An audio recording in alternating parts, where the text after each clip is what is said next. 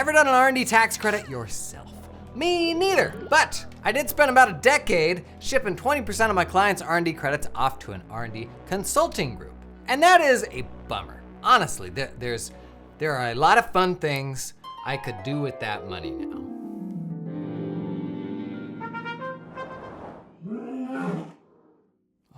But this week's sponsor, instead, they are giving you a platform to run those R&D credits in-house. Everything from determining eligibility, clear through to what numbers you gotta put on what forms in your tax software. They're making this as foolproof for you as possible. Color me intrigued. Let's take a look. So we're in the platform. I'm gonna go down to this client, John Smith.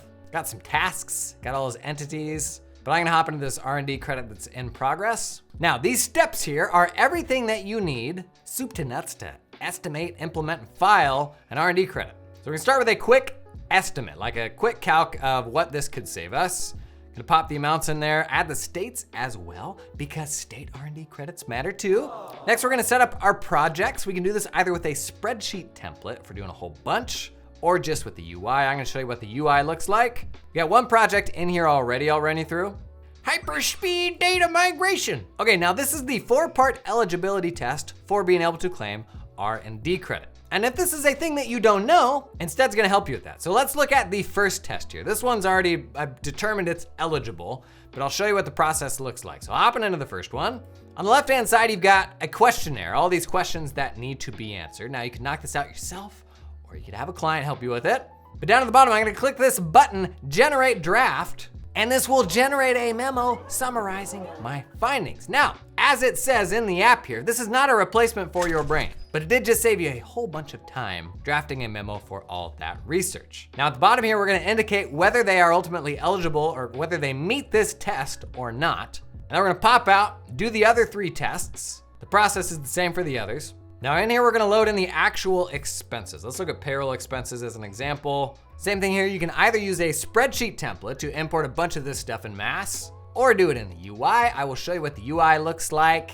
This is it. You're gonna load those people in, indicate how much you're allocating to R&D, how it's allocated between projects, how much is in different like state locations. All that gets entered on this screen. Anything looking hard yet here? Not really. Next, you'll add gross receipts and prior activity.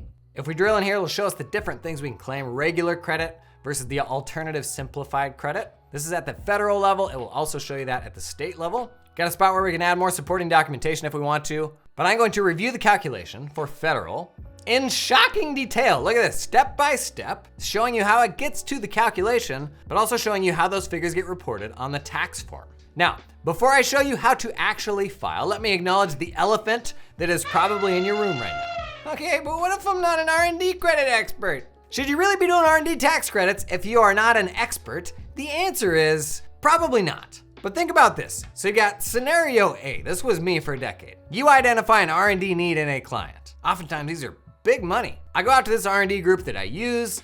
They're gonna do all that work directly with the client. The client doesn't really like that they're not able to do it with me. And then we cut a check for 20% of the credit. This ranges anywhere from 10 to 30% to that group. And I get paid for, I don't know, amending the returns. Or scenario B, instead we pay $15 per entity per month.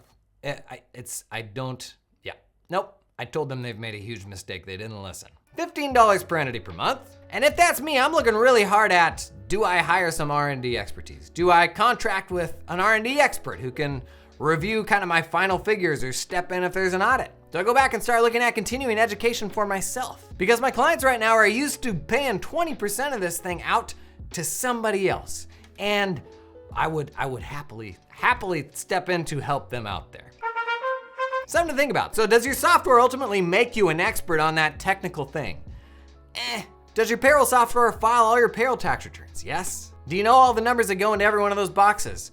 Probably not, but still worth investing in developing some expertise in R&D, because I think Instead just made it a whole lot easier to do this yourself. Okay, back to filing. On the subject of making this easy, here it provides the amounts you're gonna report on the form 6765. And if you click down here, you've got a knowledge-based article that'll give you some background, but also tell you exactly all the places to enter it into your tax software.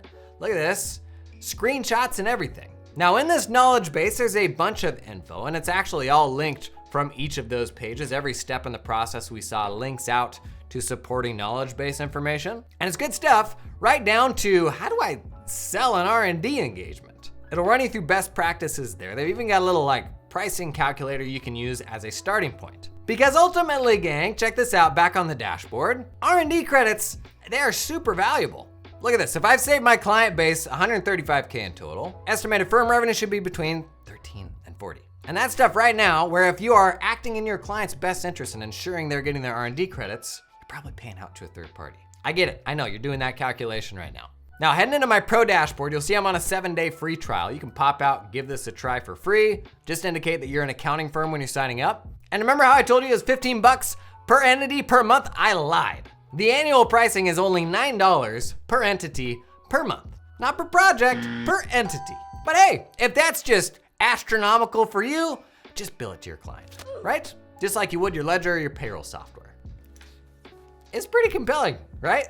Now admittedly, the biggest sticking point here is still, I've never identified as maybe somebody with the technical expertise to do R&D tax credits. And that is something that you're gonna have to work through one way or another. But I would argue, instead just made it a whole lot easier to do this stuff in-house. What do you think? I'd love to hear about it in the comments. Do you do R&D credits now? Does this make you more likely to do R&D credits? And this has been a demo day. We're doing these every Wednesday, showing off some of the coolest tech in the space. I'll put a link to the playlist up there. You may find something awesome.